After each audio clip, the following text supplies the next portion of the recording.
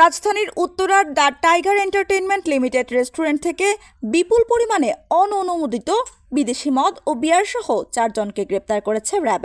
গ্রেপ্তারকৃতরা হচ্ছেন কামাল হোসেন, মোহাম্মদ আলাল শেখ, শুভ্র আন্তনি পিরিচ এবং লিটু দেবনাথ। র্যাব জানায়, দ্য টাইগার এন্টারটেইনমেন্ট লিমিটেড নামক রেস্টুরেন্ট বিপুল পরিমাণ অবৈধ এবং অননুমোদিত বিদেশি মদ গোপনে গুদামজাত করার অভিযোগে বুধবার রাত 9টার দিকে র্যাব উত্তরা ঢাকায়ের একটি অভিযানিক দল অভিযান চালায়।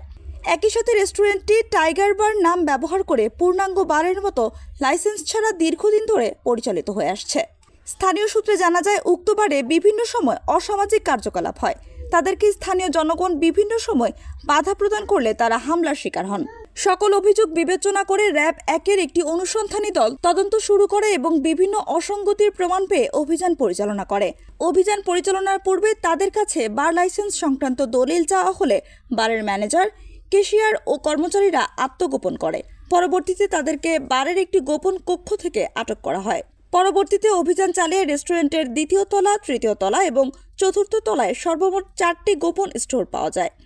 গোপন স্টোরগুলো থেকে বিপুল পরিমাণ অননুমোদিত বিদেশি মদ এবং বিয়ার জব্দ করা হয়। এছাড়াও উদ্ধারকৃত মাদকদ্রব্য ও গ্রেপ্তারকৃতদের বিরুদ্ধে আইনগত ব্যবস্থা প্রক্রিয়াধীন রয়েছে।